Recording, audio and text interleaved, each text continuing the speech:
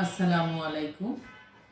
পল্লবী মহিলা degree college, Mirpur, Dhaka 1216। সহকারী অধ্যাপক, গার্হস্থ্য অর্থনীতি বিভাগ থেকে জোবাইদা সামিহা খাতুন বলছি। ছাত্রীরা, তোমরা আমার ক্লাসগুলো দেখছো। আশা করি যে চ্যাপ্টারটা শেষ করেছি এবং আর একটা চ্যাপ্টার শুরু করেছি, সেই চ্যাপ্টারের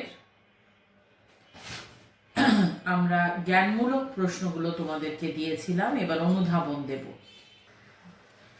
অনুধাবনের বেশ অনেকগুলো প্রশ্ন আমি তোমাদেরকে দিচ্ছি।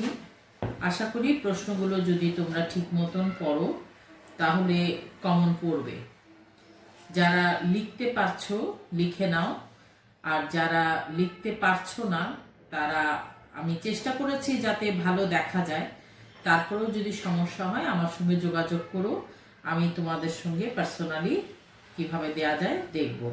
আর আশা করছি ইনশাআল্লাহ আমাদের কলেজ হয়তো খুলে যেতে পারে। যদি সরকারি নির্দেশে খুলে যায় তাহলে তো ক্লাস পাবো, আমরা ক্লাসেই সব জিনিসগুলো আরেকটু ঝালিয়ে নিতে পারবো। তাহলে অনুধাবনমূলক প্রশ্ন এবং উত্তরগুলো দিচ্ছি, তোমরা লেখো এবং চেষ্টা করো টুকে নিতে, তাহলে ভালো হবে আর কি, তোমাদের জন্য ভালো হবে। সবগুলো প্রশ্ন এবং অ্যান্সারগুলো বই খুঁজে বের বই খুঁজে বের করতে অনেকটা সময় লেগে যাবে। আচ্ছা, এখানে প্রথম প্রশ্নই হচ্ছে, কাজে সমন্বয় সাধন করা প্রয়োজন কেন? প্রশ্নটা আবারও বলছি, কাজে সমন্বয় সাধন করা প্রয়োজন কেন? উত্তর, লক্ষ্য অর্জনের জন্য কাজের বিভিন্ন অংশ ও ব্যক্তির মধ্যে সামঞ্জস্য বিধান করাকে সমন্বয় সাধন বলে। সুষ্ঠু সমন্বয়ের অভাবে লক্ষ্য অর্জন ব্যাহত হয় এবং কাজে বিশৃঙ্খলা দেখা দেয়। সমন্বয়ের ফলেই বিভিন্ন ব্যক্তি ও দলের কার্যক্রম একটি নির্দিষ্ট লক্ষ্য অর্জনের দিকে অবিরাম গতিতে অগ্রসর হয়। এর মাধ্যমে কাজ সম্বন্ধে পরিষ্কার ধারণা লাভ করা যায়। তাই কাজের ক্ষেত্রে সমন্বয় সাধন করা প্রয়োজন। দ্বিতীয় প্রশ্ন, দলীয় সিদ্ধান্ত বলতে কি বোঝায়? দলের সব সদস্যের মতামতের ভিত্তিতে যে সিদ্ধান্ত গ্রহণ করা হয় তাকে দলীয় সিদ্ধান্ত বলা যায় বা বলা হয়। এখানে দেখো, এই প্রশ্নটার অল্প একটু অ্যান্সার দিয়েছি, এখন পেজটা উল্টাবো। তার আগে আমি 1 নাম্বারটা আবার বলছি, একটু মিলিয়ে নাও। প্রশ্ন ছিল, কাজে সমন্বয় সাধন করা প্রয়োজন কেন? উত্তর, লক্ষ্য অর্জনের জন্য কাজের বিভিন্ন অংশ ও ব্যক্তির মধ্যে সামঞ্জস্য বিধান করাকে সমন্বয় সাধন বলে। সুষ্ঠু সমন্বয়ের অভাবে লক্ষ্য অর্জন ব্যাহত হয় এবং কাজে বিশৃঙ্খলা দেখা দেয়। সমন্বয়ের ফলে বিভিন্ন ব্যক্তি ও দলের কার্যক্রম একটি নির্দিষ্ট লক্ষ্য অর্জনের দিকে অবিরাম গতিতে অগ্রসর হয়। এর মাধ্যমে কাজ সম্বন্ধে পরিষ্কার ধারণা লাভ করা যায়। তাই কাজের ক্ষেত্রে সমন্বয় সাধন করা প্রয়োজন। দ্বিতীয় প্রশ্ন ছিল, দলীয় সিদ্ধান্ত বলতে কি বোঝায়? উত্তর, দলের সব সদস্যের মতামতের ভিত্তিতে যে সিদ্ধান্ত গ্রহণ করা হয় তাকে দলীয় সিদ্ধান্ত বলা হয়। দলীয় সিদ্ধান্তের ক্ষেত্রে একজন নেতৃত্ব দেন। তিনি দলের ভেতরের একজন হতে পারেন, আবার দলের বাইরেরও হতে পারেন। পারিবারিক সিদ্ধান্ত হলো দলীয় সিদ্ধান্ত, যে ক্ষেত্রে পরিবারের সব সদস্য কোনো বিষয়ে সিদ্ধান্ত গ্রহণে মতামত প্রদান করেন। এই মতামতের ভিত্তিতে পরিবারের বয়স্ক ব্যক্তি বা নেতৃত্ব দানকারী একমত পোষণ করেন। দ্বিতীয় প্রশ্নের সেকেন্ড পার্ট উত্তর হচ্ছে, দলীয় সিদ্ধান্তের ক্ষেত্রে একজন নেতৃত্ব দেন। তিনি দলের ভেতরে একজন হতে পারেন, আবার দলের বাইরেরও হতে পারেন। পারিবারিক সিদ্ধান্ত হলো দলীয় সিদ্ধান্ত, যে ক্ষেত্রে পরিবারের সব সদস্য কোনো বিষয়ে সিদ্ধান্ত গ্রহণে মতামত প্রদান করেন। এই মতামতের যে ক্ষেত্রে পরিবারের সব সদস্য কোনো বিষয়ে সিদ্ধান্ত গ্রহণে মতামত প্রদান করেন। এই মতামতের ভিত্তিতে পরিবারের বয়স্ক ব্যক্তি বা নেতৃত্ব দানকারী একমত পোষণ করেন। এর পরের প্রশ্নে চলে যাই। এর পরের প্রশ্ন হচ্ছে,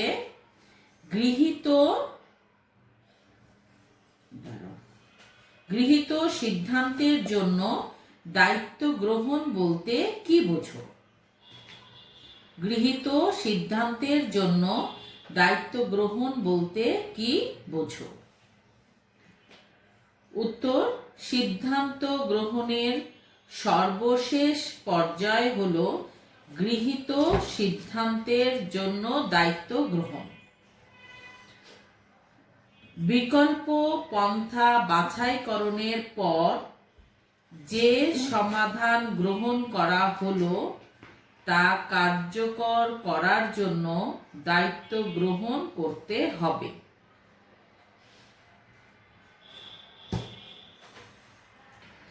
সিদ্ধান্ত গ্রহণের দায়িত্ব তিনি বহন করবেন যার সঙ্গে সকলের সুসম্পর্ক রয়েছে। আবারও বলছি, উত্তরটা একটু দেখে নাও। গৃহীত সিদ্ধান্তের জন্য দায়িত্ব গ্রহণ বলতে কি বোঝো? সিদ্ধান্ত গ্রহণের সর্বশেষ পর্যায় হলো গৃহীত সিদ্ধান্তের জন্য দায়িত্ব গ্রহণ। বিকল্প পন্থা বাছাইকরণের পর যে সমাধান গ্রহণ করা হলো তা কার্যকর করার জন্য দায়িত্ব গ্রহণ করতে হবে। সিদ্ধান্ত গ্রহণের দায়িত্ব তিনি বহন করবেন যার সঙ্গে সকলের সুসম্পর্ক রয়েছে। পরের প্রশ্ন, নির্দেশনার বৈশিষ্ট্যসমূহ ব্যাখ্যা করো। নির্দেশনার বৈশিষ্ট্যসমূহ ব্যাখ্যা করো। উত্তর, নির্দেশনা লিখিত বা মৌখিক যাই হোক না কেন মূল কথাগুলো গুছিয়ে সুন্দরভাবে উপস্থাপনা করতেই হবে। নির্দেশনা স্পষ্ট ও সহজবোধ্য হতে হবে। এতে ধারাবাহিকতা থাকতে হবে এবং এটি সময় মতো প্রদান করতে হবে, যাতে কাজে নিয়োজিত ব্যক্তি নির্দেশনার অভাব বোধ না করে। নির্দেশনায় নমনীয়তা অর্থাৎ পরিবর্তিত পরিস্থিতির সাথে খাপ খাওয়ানোর ব্যবস্থা থাকতে হবে। প্রশ্নটা এবং উত্তর আবার বলছি, নির্দেশনার বৈশিষ্ট্যসমূহ ব্যাখ্যা করো। উত্তর, নির্দেশনা লিখিত বা মৌখিক যাই হোক না কেন মূল কথাগুলো গুছিয়ে সুন্দরভাবে উপস্থাপন করতে হবে। নির্দেশনা স্পষ্ট ও সহজবোধ্য হতে হবে। এতে ধারাবাহিকতা থাকতে হবে এবং এটি সময় মতো প্রদান করতে হবে, যাতে কাজে নিয়োজিত ব্যক্তি নির্দেশনার অভাব বোধ না করে। নির্দেশনায় নমনীয়তা অর্থাৎ পরিবর্তিত পরিস্থিতির সাথে খাপ খাওয়ানোর ব্যবস্থা থাকতে হবে। এর পরের প্রশ্ন, গৃহ ব্যবস্থাপনায় পরিকল্পনার গুরুত্বপূর্ণ কেন? গৃহ ব্যবস্থাপনায় পরিকল্পনা গুরুত্বপূর্ণ কেন? পরিকল্পনা গৃহে সময়, শক্তি ও অর্থের সাশ্রয় করে। পরিকল্পনা গৃহে সময়, শক্তি ও অর্থের সাশ্রয় করে। পরিকল্পনার সাথে কাজ করলে বাস্তববাদীভাবে অর্থ ব্যয় করা যায়। পরিবারের বিভিন্ন সদস্যদের মতামতের উপর এবং তাদের সুবিধা অসুবিধা চিন্তা করে পরিকল্পনা করলে কাজে সফল হওয়া যায়। তাই গৃহ ব্যবস্থাপনায় পরিকল্পনা গুরুত্বপূর্ণ। আবারও বলছি, পরিকল্পনার সাথে কাজ করলে বাস্তববাদীভাবে অর্থ ব্যয় করা যায়। পরিবারের বিভিন্ন সদস্যদের মতামতের উপর এবং তাদের সুবিধা অসুবিধা চিন্তা করে পরিকল্পনা করলে কাজে সফল হওয়া যায়। তাই গৃহ ব্যবস্থাপনায় পরিকল্পনা গুরুত্বপূর্ণ। নেক্সট প্রশ্ন, সময় ও শক্তি সংরক্ষণে সুষ্ঠু দেহভঙ্গি গুরুত্বপূর্ণ, বুঝিয়ে লেখো। সময় ও শক্তি সংরক্ষণে সুষ্ঠু দেহভঙ্গি গুরুত্বপূর্ণ, বুঝিয়ে লেখো। উত্তর, কাজ করার স্থানের পরিসর এমন হওয়া উচিত যাতে স্বাভাবিক দেহভঙ্গি ও দেহের অবস্থান ঠিক রেখে কাজ করা যায়। সময় এবং শক্তি সংরক্ষণে দেহভঙ্গি অত্যন্ত গুরুত্বপূর্ণ। বসে বা দাঁড়িয়ে সহজভাবে হাতের নাগালের মধ্যে কাজের স্থান হলে সময় ও শ্রম বাঁচে এবং সহজে কাজ করা যায়। কাজ সহজ করার জন্য একইভাবে কাজ না করে সহজ উপায়ে সময় ও শক্তি ব্যয় করে কাজটি শেষ করা যায়। আবারও বলছি, সময় ও শক্তি সংরক্ষণে সুষ্ঠু দেহভঙ্গি গুরুত্বপূর্ণ, বুঝিয়ে লেখো। উত্তর, কাজ করার স্থানের পরিসর এমন হওয়া উচিত যাতে স্বাভাবিক দেহভঙ্গি ও দেহের অবস্থান ঠিক রেখে কাজ করা যায়। সময় এবং শক্তি সংরক্ষণে দেহভঙ্গি অত্যন্ত গুরুত্বপূর্ণ। বসে বা দাঁড়িয়ে সহজভাবে হাতের নাগালের মধ্যে কাজের স্থান হলে সময় ও শ্রম বাঁচে এবং সহজে কাজ করা যায়। কাজ সহজ করার জন্য একইভাবে কাজ না করে সহজ উপায়ে সময় ও শক্তি ব্যয় করে কাজটি শেষ করা যায়। পরবর্তী প্রশ্ন, প্রচলিত মান বলতে কি বোঝায়? প্রচলিত মান বলতে কি বোঝায়? সামাজিক বিধিনিষেধ ও নিয়ম কানুন হতে যে মানের সৃষ্টি হয় তাকে প্রচলিত মান বলে। প্রচলিত মান নির্দিষ্ট হয়, এ মান সহজে পরিবর্তন করা যায় না। এ ধরনের মান ঐতিহ্যগত এবং সমাজ দ্বারা স্বীকৃত। সামাজিক ধর্মীয় রীতিনীতির আঙ্গিকে প্রচলিত মান গড়ে ওঠে। যেমন আমাদের দেশের ছেলেরা শার্ট প্যান্ট এবং মেয়েরা সালোয়ার কামিজ বা শাড়ি পরিধান করে। আবারও বলছি, প্রচলিত মান বলতে কি বোঝায়? সামাজিক বিধিনিষেধ ও নিয়ম কানুন হতে যে মানের সৃষ্টি হয় তাকে প্রচলিত মান বলে। প্রচলিত মান নির্দিষ্ট হয়। এ মান সহজে পরিবর্তন করা যায় না। এ ধরনের মান ঐতিহ্যগত এবং সমাজ দ্বারা স্বীকৃত। সামাজিক ধর্মীয় রীতিনীতির আঙ্গিকে প্রচলিত মান গড়ে ওঠে। যেমন আমাদের দেশের ছেলেরা শার্ট প্যান্ট এবং মেয়েরা সালোয়ার কামিজ বা শাড়ি পরিধান করে। পরবর্তী প্রশ্ন, সিদ্ধান্ত গ্রহণে সমস্যার স্বরূপ উপলব্ধি বলতে কি বোঝো?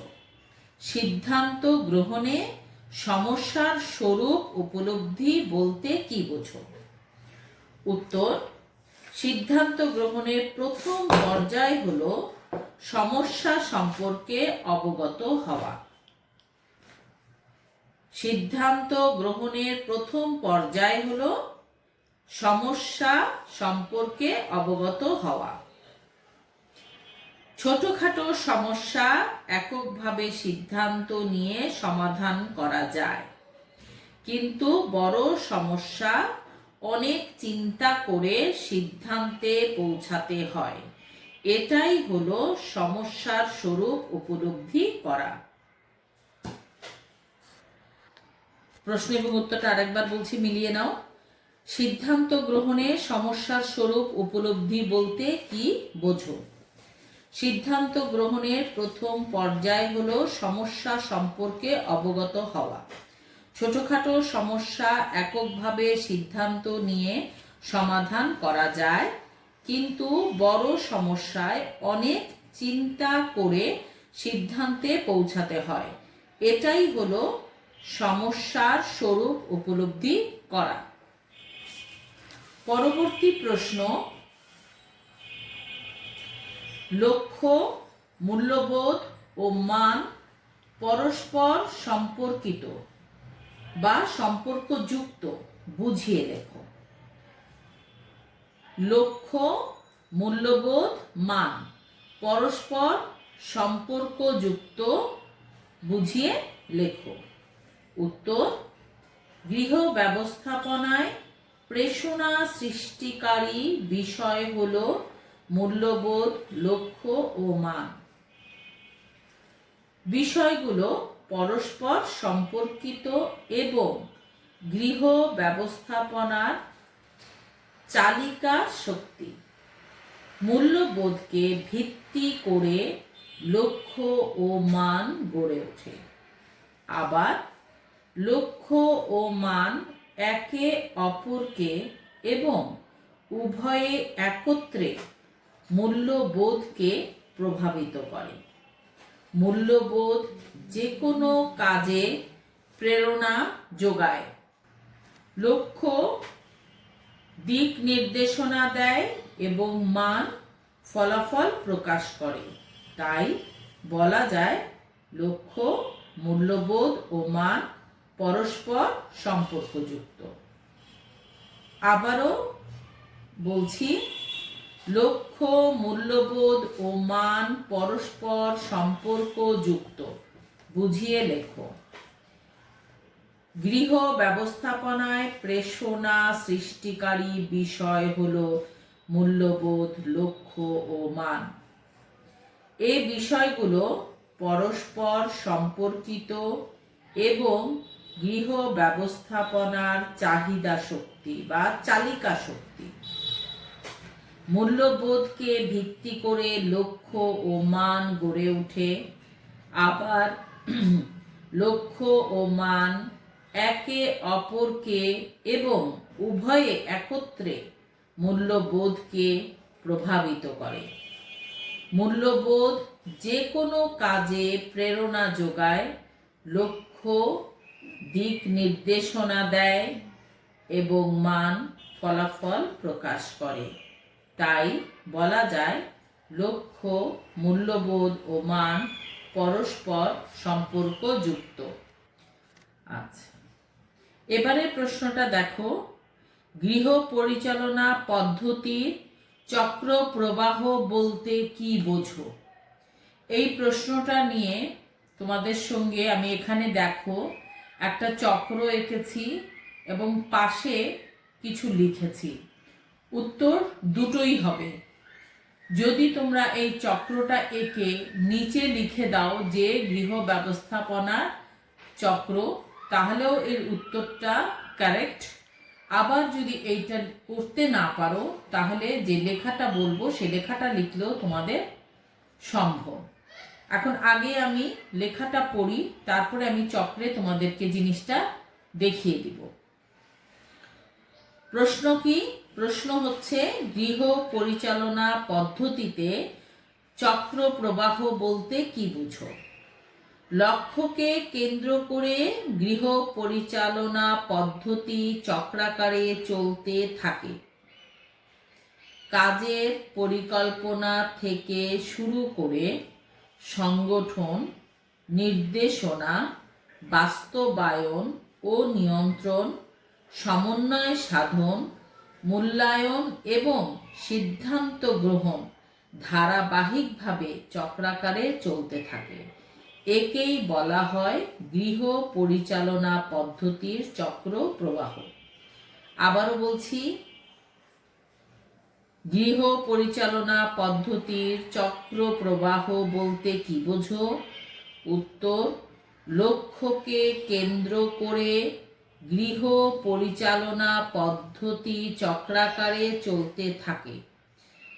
কাজের পরিকল্পনা থেকে শুরু করে সংগঠন, নির্দেশনা, বাস্তবায়ন ও নিয়ন্ত্রণ, সমন্বয় সাধন, মূল্যায়ন এবং সিদ্ধান্ত গ্রহণ ধারাবাহিকভাবে চক্রাকারে চলতে থাকে।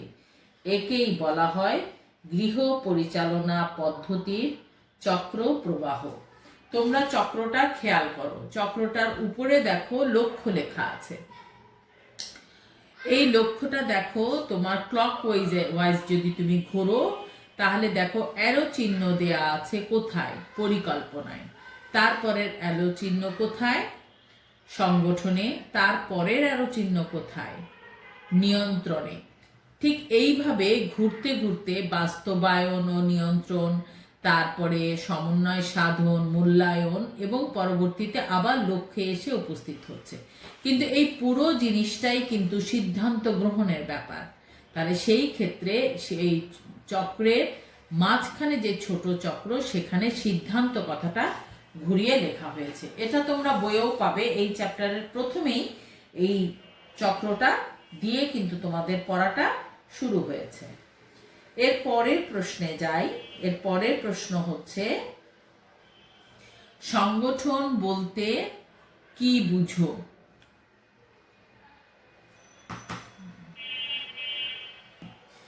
আচ্ছা, এরপরে যে প্রশ্নটা আমি তোমাদেরকে বললাম সেটা হচ্ছে সংগঠন বলতে কি বোঝো। ইতিপূর্বে কিন্তু এই সংগঠন বলতে কি বুঝো, পরিকল্পনা বলতে কি বুঝো, মূল্যায়ন বলতে কি বুঝো, এরকম অনেকগুলো প্রশ্নের উত্তর কিন্তু আমি জ্ঞানমূলকে তোমাদেরকে দিয়েছি। ওই সংজ্ঞাটাই কিন্তু এখানে ব্যবহার হবে। তাহলে এরপরে যে প্রশ্নটা লেখা আছে সেটা দেখো, সেখানে লেখা আছে নিয়ন্ত্রণের অন্যতম স্তরে অবস্থান করে অভিযোজন। বুঝিয়ে লেখো। নিয়ন্ত্রণের অন্যতম স্তরে অবস্থান করে অভিযোজন। আমরা যেই চক্রটা বলেছি সেখানে নিয়ন্ত্রণ যে জায়গাটায় আছে, সেই নিয়ন্ত্রণের জায়গায় অভিযোজন একটা স্তর আছে, সেটাকে বুঝিয়ে লিখতে বলেছে। আসি উত্তরে। আমরা উত্তর হচ্ছে অভিযোজন নিয়ন্ত্রণের তৃতীয় পর্যায়। অভিযোজন নিয়ন্ত্রণের তৃতীয় পর্যায়। প্রয়োজন অনুযায়ী গৃহীত পরিকল্পনায় কিছুটা রদবদল করে নতুন কোনো সিদ্ধান্ত নিয়ে কাজটি সুষ্ঠুভাবে সম্পন্ন করাই হচ্ছে অভিযোজন। এক্ষেত্রে কোনো সমস্যা দেখা দিলে তার সাথে খাপ খাওয়াতে হয়। আবারও বলছি, অভিযোজন নিয়ন্ত্রণের তৃতীয় পর্যায় প্রয়োজন অনুযায়ী গৃহীত পরিকল্পনায় কিছুটা রদবদল করে নতুন কোনো সিদ্ধান্ত নিয়ে কাজটি সুষ্ঠুভাবে সম্পন্ন করাই হচ্ছে অভিযোজন। এক্ষেত্রে কোনো সমস্যা দেখা দিলে তার সাথে খাপ খাওয়াতে হয়। এই অভিযোজন এবং নিয়ন্ত্রণের একটা উদাহরণ দেই। সেটা হচ্ছে, মনে করো যে তোমার পড়াশোনার যে পরিকল্পনাটা আছে, যে আজকের পড়াটা তুমি পড়তে বসেছো, কোনো কারণে নিয়ন্ত্রণের জায়গায় এসে তুমি দেখলা যে তোমার বাড়িতে মেহমান চলে আসায় তোমার পড়ার ওইটা নিয়ন্ত্রণের বাইরে চলে গেছে। তখন তোমাকে কি করতে হবে? অভিযোজন করতে হবে। কিভাবে করবে? তুমি মেহমান চলে গেলে যেই সময়টা তুমি হয়তো অন্য কাজ করতে, পরিবারের অন্য কাজ করতে, অথবা তুমি হয়তো ঘুমাতে যেতে, সেখান থেকে কিছুটা সময় বের করে তোমার কাজের সাথে খাপ খাইয়ে নিচ্ছ। এবং তার মানে কি, তুমি যে সমস্যাটায় পড়েছিলে সেটার সঙ্গে তুমি নিজেকে খাপ খাইয়ে নিয়েছো। আচ্ছা, এবারে প্রশ্ন, সিদ্ধান্ত গ্রহণের পর্যায়গুলো লেখো। উত্তর হচ্ছে, সিদ্ধান্ত গ্রহণ হচ্ছে একটা জটিল প্রক্রিয়া। যে কোনো সিদ্ধান্ত গ্রহণকারীকে সিদ্ধান্ত গ্রহণের সময় কতগুলো পদ্ধতি অবলম্বন করতে হয়।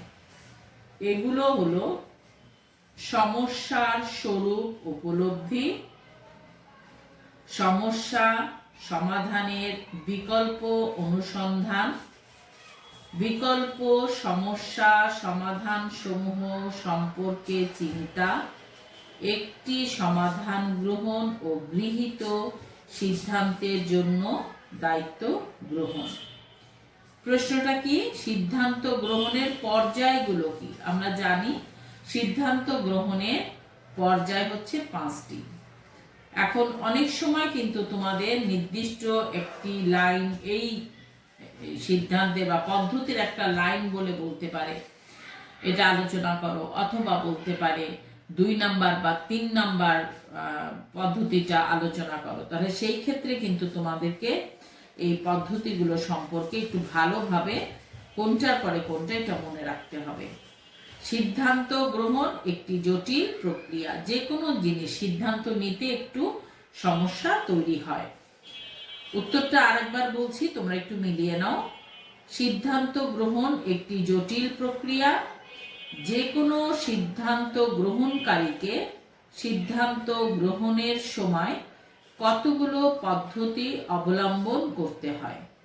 এগুলো হলো সমস্যার স্বরূপ উপলব্ধি, 1 নাম্বার সমস্যার স্বরূপ উপলব্ধি। 2 সমস্যা সমাধানের বিকল্প অনুসন্ধান। 2 নাম্বার হচ্ছে সমস্যা সমাধানের বিকল্প অনুসন্ধান। 3 নাম্বার হচ্ছে বিকল্প সমস্যা সমাধান সময় সম্পর্কে চিন্তা, বিকল্প সমস্যা সমাধান সমূহ সম্পর্কে চিন্তা। 4 নাম্বার একটি সমাধান গ্রহণ ও গৃহীত সিদ্ধান্তের জন্য দায়িত্ব গ্রহণ। 5 নাম্বার হচ্ছে গৃহীত সিদ্ধান্তের জন্য দায়িত্ব গ্রহণ। এর পরের প্রশ্নে যাই আমরা। এর পরের প্রশ্নটা হচ্ছে, সংগঠনের পর্যায়গুলো লেখো। সংগঠন যে আমরা বলেছি যে ধাপগুলো আছে, গৃহ ব্যবস্থাপনার যে ধাপ, সেখানে যে সংগঠন যেই ধাপে, সেই ধাপে কতগুলো পর্যায় আছে সেই পর্যায়গুলো জানতে চেয়েছে। সংগঠনের 3টা পর্যায় আছে। সংগঠনের 3টা পর্যায় কি কি? খেয়াল করি আমরা। কোনো বিশেষ উদ্দেশ্যে একত্রিত হয়ে কাজ করাকে সংগঠন বলে। কোনো বিশেষ উদ্দেশ্যে একত্রিত হয়ে কাজ করাকে সংগঠন বলে। সংগঠনের প্রথম পর্যায় ব্যক্তি একটি করণীয় কাজের বিভিন্ন অংশের ধারাবাহিক বিন্যাস তৈরি করে। যে কোনো একটা যখন সংগঠনের হবে তখন ব্যক্তি কি করবে, একটি করণীয় কাজের বিভিন্ন অংশের ধারাবাহিক বিন্যাস তৈরি করবে। দ্বিতীয় পর্যায়ে ব্যক্তি তার বিভিন্ন কাজের দ্বারা তৈরি করে। কি করবে, ব্যক্তি যেই ধারাবাহিক বিন্যাসটা তৈরি করেছিল সেই কাজের ধারা তৈরি করবে। তৃতীয় পর্যায়ে ব্যক্তি একটি নির্দিষ্ট কাজ বা কাজসমূহ বিভিন্ন ব্যক্তি দ্বারা সম্পূর্ণ করতে একটি কর্মকাঠামো তৈরি করে। তৃতীয় পর্যায়ে কি করবে, ব্যক্তি একটি নির্দিষ্ট কাজ বা কাজসমূহ বিভিন্ন ব্যক্তি দ্বারা সম্পূর্ণ করতে একটি কর্মকাঠামো তৈরি করে। তাহলে প্রশ্নের উত্তরটা যদি আরেকবার মিলানো যায়, দেখো সংগঠনের 3টি পর্যায় আছে। কোনো বিশেষ উদ্দেশ্যে একত্রিত হয়ে কাজ করাকে সংগঠন বলে। সংগঠনের প্রথম পর্যায়ে ব্যক্তি একটি করণীয় কাজের বিভিন্ন অংশের ধারাবাহিক বিন্যাস তৈরি করে। দ্বিতীয় পর্যায়ে ব্যক্তি তার বিভিন্ন কাজের ধারা তৈরি করে। তৃতীয় পর্যায়ে ব্যক্তি একটি নির্দিষ্ট কাজ বা কাজসমূহ বিভিন্ন ব্যক্তি দ্বারা সম্পূর্ণ করতে একটি কর্মকাঠামো তৈরি করে। পরবর্তী প্রশ্ন, গৃহ ব্যবস্থাপনার ক্ষেত্রে সমন্বয় সাধন গুরুত্বপূর্ণ, বুঝিয়ে লেখো। একটা জিনিস খেয়াল করো তোমরা, অনুধাবনের প্রশ্নগুলো কিন্তু ব্যাখ্যা বা বুঝিয়ে লেখা টাইপের হয় অথবা নির্দিষ্ট কিছু সংজ্ঞা চাওয়া হয়। 1 নম্বরের অনেক সময় সংজ্ঞা চাওয়া হয়, কিন্তু কিছু সংজ্ঞা আছে যেই সংজ্ঞাগুলোকে 2 নম্বরের জন্য নির্ধারণ করা হয় এবং 1 নম্বরের জ্ঞানমূলকটা সাধারণত কম উত্তর লিখতে হয়। ম্যাক্সিমামই তোমরা 2 নম্বরে পাবে, হয় দিবে ব্যাখ্যা করো, না হলে বলবে বুঝিয়ে লেখো, না হলে বলবে কি বোঝো বা কি বোঝায়, এই টাইপের প্রশ্নগুলো থাকে। উত্তর হচ্ছে পরিকল্পনাকে বাস্তবে রূপ দিতে সমন্বয় সাধন প্রয়োজন। সমন্বয় সাধন কাজকে এগিয়ে নিতে সহায়ক। ব্যক্তি ও তার কাজকে সহায়তা প্রদান এবং পথ প্রদর্শক হিসাবে সমন্বয় গুরুত্বপূর্ণ। এর মাধ্যমে কাজ সম্বন্ধে যথেষ্ট পরিষ্কার ধারণা লাভ করা যায়। কাজের শুরু থেকে শেষ পর্যন্ত সার্বিক অগ্রগতি প্রদানে সমন্বয় সাধন গুরুত্বপূর্ণ। এই উত্তরটা আমি আরেকবার বলছি, একটু মিলিয়ে নাও। পরিকল্পনাকে বাস্তব রূপ দিতে সমন্বয় সাধন প্রয়োজন। সমন্বয় সাধন কাজকে এগিয়ে নিতে সহায়ক। ব্যক্তি ও তার কাজকে সহায়তা প্রদান এবং পথ প্রদর্শক হিসেবে সমন্বয় গুরুত্বপূর্ণ। এর মাধ্যমে কাজ সম্বন্ধে যথেষ্ট পরিষ্কার ধারণা লাভ করা যায়। কাজের শুরু থেকে শেষ পর্যন্ত সার্বিক অগ্রগতি প্রদানে সমন্বয় সাধন গুরুত্বপূর্ণ। এর পরবর্তী প্রশ্নে আমরা চলে যাই। পরবর্তী প্রশ্ন হচ্ছে দলীয় সিদ্ধান্তের সুবিধা কি? দলীয় সিদ্ধান্তের সুবিধা কি? একক পরিবারের একক বা দলীয় উভয় প্রকার সিদ্ধান্ত গ্রহণের প্রয়োজন হয়। দলীয় সিদ্ধান্তে সবার মতামতকে গুরুত্ব দেয়া হয়, ফলে সবার মর্যাদা বজায় থাকে।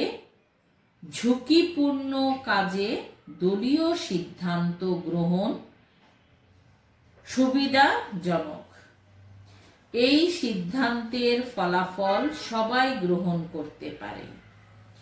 দলীয়ভাবে সিদ্ধান্ত নিলে কেউ মনক্ষুণ্ণ হয় না। এছাড়া দলীয় সিদ্ধান্তে নানা প্রকার ধারণা ও পন্থা জানা যায়। আমরা জানি একক সিদ্ধান্ত আর দলীয় সিদ্ধান্তের মধ্যে পার্থক্য আছে। একক সিদ্ধান্ত হচ্ছে যিনি একাই সিদ্ধান্ত নেবে, সেখানে আলোচনা বা পর্যালোচনার কোনো কাজ নেই। আর দলীয় সিদ্ধান্ত হচ্ছে পরিবারে সবার মতামত থাকবে, সেই মতামত থেকে একটি সিদ্ধান্ত বের হয়ে আসবে এবং যিনি নেতৃত্ব দিচ্ছেন তিনি বা বয়োজ্যেষ্ঠ যিনি থাকেন তিনি সেই সবার মতামত শুনে একটি সিদ্ধান্তে উপনীত হন। এখন এই দলীয় সিদ্ধান্তের সুবিধাগুলো লিখতে একটু গুছিয়ে লিখলেই হয়ে যায়। আমরা দলীয় সিদ্ধান্ত সম্পর্কে জানি, একটু গুছিয়ে লিখলে হয়ে যাবে। আমি আবারও বলছি, একটু মিলিয়ে নাও। একক পরিবারে একক বা দলীয় উভয় প্রকার সিদ্ধান্ত গ্রহণের প্রয়োজন হয়। দলীয় সিদ্ধান্তে সবার মতামতকে গুরুত্ব দেওয়া হয়, ফলে সবার মর্যাদা বজায় থাকে। ঝুঁকিপূর্ণ কাজে দলীয় সিদ্ধান্ত গ্রহণ সুবিধাজনক। এই সিদ্ধান্তের ফলাফল সবাই গ্রহণ করতে পারে। দলীয়ভাবে সিদ্ধান্ত নিলে কেউ মনক্ষুণ্ণ হয় না। তাছাড়া দলীয় সিদ্ধান্তে নানা প্রকার ধারণা ও পন্থা জানা যায়। আমরা জানি যে দলীয় যে সিদ্ধান্তগুলো নেওয়া হয় এখানে ছোট বড় সবার নিজস্ব মতামত দেয়া হয়। আর একটা কথাই তো আছে না, একের বোঝা দশের লাঠি। অতএব কেউ একা বোঝা হিসাবে না নিয়ে যদি সবাই মিলে আমরা একটা ডিসিশন নেই বা সিদ্ধান্ত নেই, সেই সিদ্ধান্ত কিন্তু সবাই আমরা মেনে নেই। আবার সেটাতে যদি আমাদের বিফলতা আসে সেটাও আমরা সবাই মেনে নিতে পারি। তা ঠিক আছে, আমাদের এই প্রশ্নের উত্তরটা শেষ হলো। এবার আমরা পরবর্তী প্রশ্নে যাচ্ছি। আচ্ছা, গৃহ ব্যবস্থাপনায় বাস্তবায়ন কেন গুরুত্বপূর্ণ? গৃহ ব্যবস্থাপনায় বাস্তবায়ন কেন গুরুত্বপূর্ণ? উত্তর হচ্ছে, পরিকল্পনা ও নির্দেশনা অনুসারে কোনো কাজকে বাস্তবে রূপ দেওয়াই হলো বাস্তবায়ন। গৃহ ব্যবস্থাপনায় নির্দেশনার পরবর্তী ধাপ হলো বাস্তবায়ন। এই ধাপে গৃহীত পরিকল্পনা ও ধারাবাহিক নির্দেশনা অনুসারে সম্পদকে সঠিক ও সুচারুরূপে পরিচালিত করে কাজকে বাস্তব রূপ দেয়া হয়। তাই গৃহ ব্যবস্থাপনার বাস্তবায়ন গুরুত্বপূর্ণ। উত্তরটা আবার বলছি, পরিকল্পনা ও নির্দেশনা অনুসারে কোনো কাজকে বাস্তবে রূপ দেওয়াই হলো বাস্তবায়ন। গৃহ ব্যবস্থাপনায় নির্দেশনার পরবর্তী ধাপ হলো বাস্তবায়ন। এ ধাপে গৃহীত পরিকল্পনা ও ধারাবাহিক নির্দেশনা অনুসারে সম্পদকে সঠিক ও সুচারুরূপে পরিচালিত করে কাজকে বাস্তব রূপ দেওয়া হয়। তাই গৃহ ব্যবস্থাপনায় বাস্তবায়ন গুরুত্বপূর্ণ। এই বাস্তবায়ন গুরুত্বপূর্ণ। এর পরের প্রশ্নে আসছি। এর পরের প্রশ্ন হচ্ছে, মূল্যায়ন গুরুত্বপূর্ণ কেন? মূল্যায়ন গুরুত্বপূর্ণ কেন? উত্তর হলো, যে লক্ষ্যকে কেন্দ্র করে কাজ সম্পাদন করা হয়েছে তা কতটা ফলপ্রসূ হয়েছে তা বিচার বিশ্লেষণ করাই মূল্যায়ন। মূল্যায়ন কাজের ভালো মন্দ দিক বিচার করে। মূল্যায়নের মাধ্যমেই কাজের সফলতা ও বিফলতা নিরূপণ করা যায়। ফলে পরবর্তী কর্ম পরিকল্পনা ত্রুটি মুক্ত ও অধিক ফলপ্রসূ হওয়ার সম্ভাবনা থাকে। তাই মূল্যায়ন গুরুত্বপূর্ণ একটি বিষয়। আমরা যে কোনো কাজে একটা মূল্যায়ন করি, কারণ মূল্যায়ন না হলে আমাদের পরবর্তী লক্ষ্য অর্জন করা যেমন সম্ভব হয় না, তেমনি পরবর্তী কাজটা কোথায় ভুল হয়েছিল তা ভালো করতে কি করা লাগবে সেটাও আমরা বুঝতে পারি না। তাহলে মূল্যায়ন গুরুত্বপূর্ণ কেন? যে লক্ষ্যকে কেন্দ্র করে কাজ সম্পাদন করা হয়েছে তা কতটা ফলপ্রসূ হয়েছে তার বিচার বিশ্লেষণ করাই হচ্ছে মূল্যায়ন। মূল্যায়ন কাজের ভালো মন্দ দিক বিচার করে। মূল্যায়নের মাধ্যমেই কাজের সফলতা ও বিফলতা নিরূপণ করা যায়। ফলে পরবর্তী কর্মপরিকল্পনা ত্রুটিযুক্ত ও অধিক ফলপ্রসূ হওয়ার সম্ভাবনা থাকে। তাই মূল্যায়ন গুরুত্বপূর্ণ একটি বিষয়। আচ্ছা, তোমরা এখন যে প্রশ্নটা দেখতে পাচ্ছ সেটা হচ্ছে সিদ্ধান্ত গ্রহণের পর্যায়গুলো উল্লেখ করো। এর আগে আমি কিছুক্ষণ আগে তোমাদেরকে সিদ্ধান্ত গ্রহণের পর্যায়গুলো বলেছি। ঠিক আছে, সিদ্ধান্ত গ্রহণের যে পর্যায় 5টা, এখানে একটা একটা করে পয়েন্টগুলো লেখা আছে।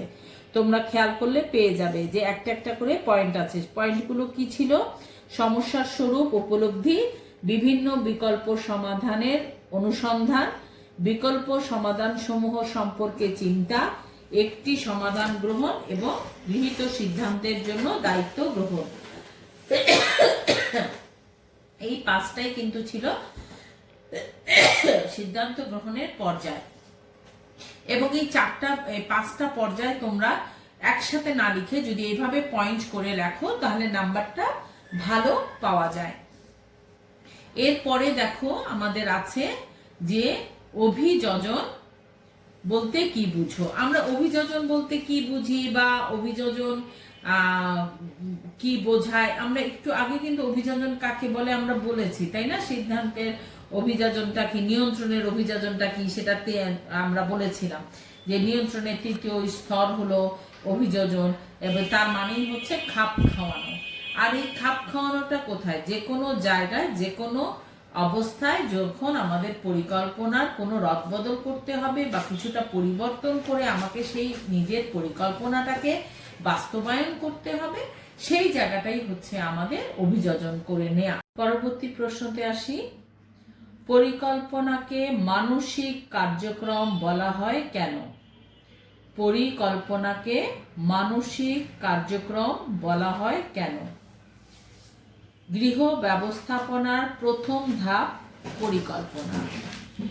লক্ষ্য অর্জনের ক্ষেত্রে যেসব কর্মপন্থা অবলম্বন করা হয় তার পূর্বে কাজটি কিভাবে করা হবে, কেন করা হবে ইত্যাদি সম্বন্ধে চিন্তা ভাবনা করার নাম পরিকল্পনা। অর্থাৎ পরিকল্পনা হলো পূর্ব থেকে স্থিরকৃত কার্যক্রম। তাই পরিকল্পনাকে একটি মানসিক কার্যক্রম বলা হয়। আবারও বলছি, পরিকল্পনাকে মানসিক কার্যক্রম বলা হয় কেন? গৃহ ব্যবস্থাপনার প্রথম ধাপ পরিকল্পনা। লক্ষ্য অর্জনের ক্ষেত্রে যেসব কর্মপন্থা অবলম্বন করা হয় তার পূর্বে কাজটি কিভাবে করা হবে, কেন করা হবে ইত্যাদি সম্বন্ধে চিন্তা ভাবনা করার নাম পরিকল্পনা। অর্থাৎ পরিকল্পনা হলো পূর্ব থেকে স্থিরকৃত কার্যক্রম। তাই পরিকল্পনাকে একটি মানসিক কার্যক্রম বলা হয়। এরপরের প্রশ্নটা দেখো। পরিকল্পনার নীতি উপরে প্রশ্ন আসবে এটা। আচ্ছা, এইখানে পরিকল্পনা রচনার যে নীতি সেটার উপরে প্রশ্ন। দেখো, পরিকল্পনা রচনার নীতি উল্লেখ করো। হতে পারে প্রশ্নটা এরকম, পরিকল্পনার নীতি কি, অথবা উল্লেখ করো, একই উত্তর হবে। পরিকল্পনার নীতি হচ্ছে নিম্নরূপ, লিখবে 1 নাম্বার, পরিকল্পনা পূর্ব অভিজ্ঞতা ও যুক্তিসঙ্গত কারণের উপর ভিত্তি করে রচিত হতে পারে। কি ঘটছে, কার দ্বারা ঘটছে, কতখানি ফল অর্জিত হয়েছে, ভবিষ্যতে কি ঘটবে, তা কার দ্বারা ঘটবে, কতখানি সুফল পাওয়া যাবে ইত্যাদি বিষয় পরিকল্পনার তৈরির সময় মনে রাখতে হবে। তাহলে খেয়াল করো, পরিকল্পনা করার সময় কি হবে, কেন হবে, কোথা থেকে হবে, এটা যেমন চিন্তা করতে হবে, ঠিক তেমনি কার দ্বারা হবে এবং কতটুকু সুফল ভবিষ্যতে পাবো, এই জিনিসগুলো পরিকল্পনার মধ্যে থাকবে। তাহলে প্রথম পয়েন্ট কি, পরিকল্পনা পূর্ব অভিজ্ঞতা ও যুক্তিসঙ্গত কারণের উপর ভিত্তি করে রচিত হতে পারে। কি ঘটেছে, কার দ্বারা ঘটেছে, কতখানি ফল অর্জিত হয়েছে, ভবিষ্যতে কি ঘটবে, কার দ্বারা ঘটবে, কতখানি সুফল পাওয়া যাবে ইত্যাদি বিষয় পরিকল্পনা তৈরির সময় মনে রাখতে হবে। অর্থাৎ আমরা বলতে পারি বর্তমানে কি ঘটলো আর ভবিষ্যতে কি ঘটবে, এই দুটো জিনিসই মাথায় রেখে পরিকল্পনার নীতি করতে হয়। 2 নম্বর পয়েন্ট হচ্ছে, এই বিষয়গুলো নির্ধারণ করতে পরিকল্পনা প্রণয়নকারীর বিভিন্ন বিকল্প ও তার ফলাফল কি হবে সে সম্বন্ধে তথ্য সংগ্রহ করতে হবে। তার মানে বর্তমানে কি হলো আর ভবিষ্যতে কি হবে, এই জিনিসটাকে যখন নির্ধারণ করতে চাইবে, কে করবে, যে পরিকল্পনাকারী বা যে প্রণয়নকারী তিনি করবেন। তিনি কিন্তু এই জিনিসগুলো করতে যেয়ে বিকল্প চিন্তা রাখতে হবে এবং বিকল্প সিদ্ধান্তর সাথে মিলিয়ে তার পরিকল্পনাটা নিতে হবে। পাশাপাশি ফলাফলটা কি হবে তার একটা ভবিষ্যৎ ধারণা নিয়ে তাকে পরিকল্পনা করতে হবে। তাহলে দ্বিতীয় পয়েন্ট হচ্ছে, এই বিষয়গুলো নির্ধারণ করতে পরিকল্পনা প্রণয়নকারীর বিভিন্ন বিকল্প ও তার ফলাফল কি হবে সে সম্বন্ধে তথ্য সংগ্রহ করতে হবে।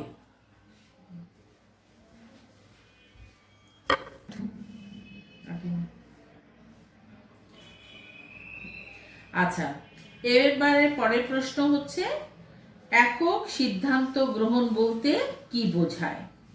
ব্যক্তিগতভাবে যে সিদ্ধান্ত গ্রহণ করা হয় তাই হচ্ছে একক সিদ্ধান্ত। এই সিদ্ধান্ত খুব সহজে নেওয়া যায়, নিজস্ব চাহিদা, জ্ঞান, প্রয়োজন ইত্যাদির ভিত্তিতে এই সিদ্ধান্ত নেওয়া হয়।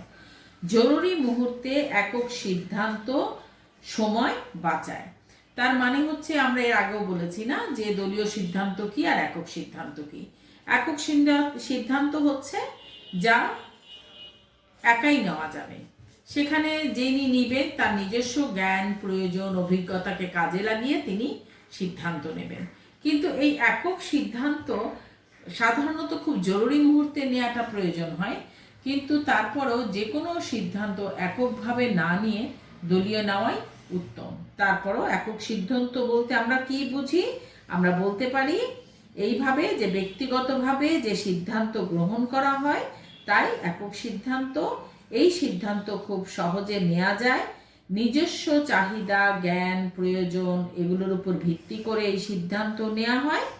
জরুরি মুহূর্তে একক সিদ্ধান্ত সময় বাঁচাবে। আজকে আমরা অনুধাবনের এই প্রশ্নগুলো শেষ করলাম। এই অধ্যায়ের যে গৃহ ব্যবস্থাপনার ধাপের জ্ঞানমূলক প্রশ্ন এবং অনুধাবনমূলক প্রশ্ন, দুটো প্রশ্নই কিন্তু শেষ হয়েছে। তাহলে আমরা পরপর দুটো অধ্যায়কে কিন্তু শেষ করতে পেরেছি। আগামীতে ক্লাসে আমি আরেকটা অধ্যায়কে একবারে শেষ করে দেওয়ার চেষ্টা করব, কারণ হাতে সময় খুব কম, খুব দ্রুত আমাদেরকে রিভিশনটা শেষ করে নিতে হবে। তো আজকে এই পর্যন্তই থাকলো। তোমরা সবাই একটু মনোযোগ দিয়ে পড়াশোনা করবে। আশা করছি আমরা যে যদি সরকারের নির্দেশে কলেজটা খুলে যায়, তোমরা সবাই একটু রেগুলার ক্লাস করার চেষ্টা করবে। তোমাদের ব্যবহারিক খাতার ব্যাপারটা রয়ে গেছে, পাশাপাশি যেখানে যেখানে তোমরা আরেকটু বোঝার প্রয়োজন আছে একজন বা দুইজনের, সেটাও আমরা ঠিক করে নিতে পারবো। এবং কিছুটা হয়তো বা আমরা চেষ্টা করব যে কারো কোথাও যে একজনেরও যদি সমস্যা থাকে সেটাও আমি মিটিয়ে দেওয়ার চেষ্টা করব। যাই হোক, তাহলে ভালো থেকো তোমরা। এই আমাদের একটা দুঃসময় যাচ্ছে, শীত চলে এসছেই বলা যায়, অনেকটাই শীত আমরা অনুভব করতে পারছি। তবে এই সময়টা শারীরিকভাবে সুস্থ থাকার চেষ্টা করবে, পাশাপাশি কিছু কিছু করে লেখাপড়ার চেষ্টা করো, কারণ আগামী কয়েক মাস পরে কিন্তু তোমাদের পরীক্ষা হবে। ফাইনাল পরীক্ষাও মনে হয় যথাসময়ে হবার সম্ভাবনা। অতএব আশা করছি তোমাদের পড়াশোনার পাশাপাশি নিজের শরীর স্বাস্থ্য সম্পর্কে সচেতন থাকবে, ভালো থাকবে, আর আল্লাহর কাছে দোয়া করো যেন আমরা সবাই মিলে সুস্থ থাকতে পারি। তাহলে আজকে এই পর্যন্তই। আল্লাহ হাফেজ।